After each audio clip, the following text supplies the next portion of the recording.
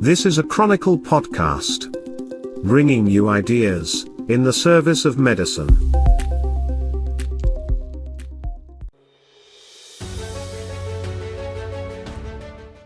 From the Chronicle podcast system, this is the NPC podcast of the National Pharmaceutical Congress for June 15, 2022. The NPC podcast was created in 2020 to discuss and consider the purpose, process and people of the pharma industry. We'll continue the healthcare conversation by answering questions sent by listeners, just like you. This program is presented in cooperation with Imprez, Canada's next-generation commercial partner. The industry is rapidly evolving, and Imprez is designed to help you evolve with it. Learn more about Imprez tailored best-in-class solutions at www.imprez.com. Our guest today is Jody Engel, Country Lead for Canada at Knight Therapeutics. Jody will join your hosts, Jim, Mark, and Mitch. To start today's conversation, here's Mitch Shannon, the CEO of Chronicle Companies, coming to you this week from a Starbucks in Markham, Ontario. Welcome to the NPC podcast from the National Pharmaceutical Congress. I'm your co-host, Mitch Shannon, and we're up here once again in our iconic podcast gondola with a spectacular view of all the action taking place down below, and you can probably hear the occasional roar of the crowd. Sharing some space in the gondola is Mark McElwain, the life sciences industry consultant and senior health policy expert. Mark, it looks like for those of us in Ontario, we've got 4 more years of Ford Nation ahead. Your thoughts? Yeah, it was a big win. And with that huge caucus, it means he should be able to survive a crisis or two. But 4 years is a long time. You know, it was almost exactly 1 year ago before the election that he had his COVID indecision moment with police road checks and closed playgrounds and golf courses. Not many of us would have thought that he could rehabilitate himself so quickly. Yeah, I think you'd say he's got a little bit of rough charm. Something seems to be working with the electorate. And with his mind turning to the upcoming Fête Nationale long weekend, we're joined by James Shea, General Manager of the Council for Continuing Pharmaceutical Education in Montreal. Jim, are you ready to party? Well, that's an interesting question because my birthday is June 23rd and historically the last day of school. So I always thought since I was a little kid that Fête Nationale was Fête Jim Shea. So there you go. I'm ready. Well, it's a pretty good alternative name for things. So collectively, we are your Ready for Anything podcast hosts, known as Jim, Mark, and Mitch, because all the really clever names were already taken, such as Paddington Bear or Unruly Air Passengers. Here come a few more of them now. We're very pleased to welcome Jody Engel to the gondola. Jody, come on in. Thank you for having me. Oh, it's a pleasure.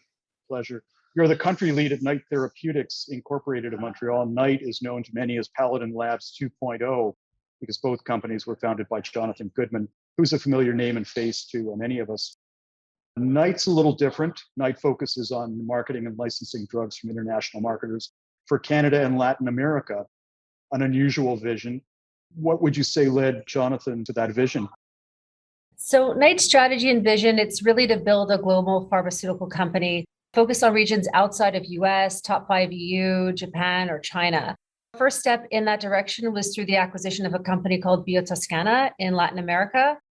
This strategy was really driven by Amal Khoury, who's our Chief Business Officer, and Samira Sakia, who's our President and CEO, both of whom previously worked with Jonathan and myself at Paladin.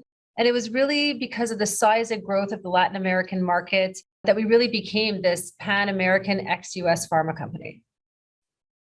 Interesting. It's Jim here. So you've worked with Jonathan at Paladin and now you're reunited at Knight, or maybe it was a continuation. I don't know. But is there a difference in the corporate cultures of the two companies, or is it the same? So, it's been really amazing to reunite with some of the key players from the team. Jonathan, Samira, Amal, Arvind, our CFO. We had all previously worked together at Paladin. So it's been great to reunite, but also to bring in some new faces as well. One of the things that I'm most proud of when I was both at Paladin and here at Knight is really the value that we place on our employees, the importance of an open, respectful, collaborative culture. And then with the acquisition of Biotoscana, we became a global company. We grew from 40 to 750 employees essentially overnight in the midst of a pandemic. Yeah, it's been an interesting opportunity to become, this one night company in a virtual setting. And the really cool thing is now we have people in Latin America that support the Canadian business and people in Canada who support the Latin American business. So, for example, I'm responsible for Canada, but I also support market access initiatives on a global basis. So it's a lot of the same, but different as well. Let's talk about the same and different again. So in terms of new business development, in licensing, product acquisition, has it become more challenging in the last little while than it has, say, 20, 30 years ago when you started at Paladin? So the 20 or 30 years, I mean, that's pushing it, but since Sorry about that. Sorry about that. Really. The 7.5 years. How's that? Now you're being too kind. So yes, it's certainly changed. I mean, licensing and acquisitions, especially in Canada, it's certainly become more challenging. And that's really for a number of reasons. So one, there's more competition to in-license products. You have less assets. And I truly believe the biggest challenge that we've had over the last few years, especially, has been access, both on a pricing and reimbursement perspective. It's become a lot more difficult and it's also taken a lot longer. And as a Pan-American ex-US company, we provide a unique footprint. So as a partnering organization, we work through territories that make sense for both parties. So for example, we just entered into a license agreement with Helsinn for 2 products, one for Canada, Brazil, Argentina, and a couple of smaller LATAM countries, and 1 product for Canada only. So, I think in today's world, you got to be a little bit more creative as well. Jody, it's Mark. You're a board member of Innovative Medicines Canada. Can you tell us more about your role at IMC? Sure, happy to. So I've had about a 15-year career in pharmaceutical business development when I took on the role as GM for Knight Canada. I was fortunate to participate in meetings with CEOs from across Canada and to learn from them. And I really took this opportunity to dedicate more time and energy and get involved on the market access side. So that includes being part of the PMPRB CEO sponsor of the PMPRB group. And I've also been involved in some task forces that were connected both to pricing and reimbursement. Well, we should have asked that question before, because then I would have known it wasn't 20, 30 years ago. Sorry about that. And you're also a board member at the Canadian Healthcare Licensing Association, where you were president a few years back. Could you tell us more about the work that you do there? Sure. So, as a Canadian pharma business development professional, it was really, imperative to be involved in this great organization. I was involved in organizing the meetings for the CHLA, spearheading their Deal and Hall of Fame awards. But now with my role as GM for Knight Canada, with this new position on the board of IMC, I've recently stepped down from CHLA earlier this year. So I'm not involved as much anymore, but it really is a great organization, especially from a business development perspective. We're speaking with Jody Engel, country lead for Canada at Knight Therapeutics, here on the NPC podcast. So Jody, there's been some recent changes, but I would posit that the pharma industry is still pretty much male dominated, kind of just like this podcast for that matter. Can you tell us about some of the challenges you've had to face as a woman in a leadership position in this industry? Possibly you could mention some of the potential benefits of being a woman in the industry. It's been interesting to see the progression of women within pharma. When I first started attending partnering meetings, the ratio was certainly heavily weighted towards men. But, I have seen a shift in more recent years where it may not be equal, but it's slowly moving towards more of a balance. And I'm really lucky. I have the benefit of working with very strong female leaders such as Amal and Samira for a number of years. And at Knight, we really have an outstanding female leadership. Our executive team is majority women. Our country leadership is majority women. And even at the director level, also majority women. So I really enjoyed working at a company and in an environment that both encourages and celebrates diversity. Right. That's interesting. The board at CCPE is a majority women also. So I would always hazard a guess that it has to do with a nurturing side of, people caring for each other. And certainly our board being volunteers, people are coming in and, training's a people thing. So I end up having more women on the board who are interested in directing the learning in pharma. So that's really interesting. Now, speaking about education again, something that I lacked becoming an oceanographer was the idea of background in psychology. And you have a degree in psychology. And I wish I had had more psychology training for management and whatever. So how has that informed your current career journey? So I studied both business and psychology, and Right. that really gave me an appreciation for the human element of business and, the importance of ensuring that your team is supported, appreciated, motivated. The business cannot grow without the right people. And while we work hard, we work very hard every day, I also try to make sure that we laugh just as hard every day. That's great.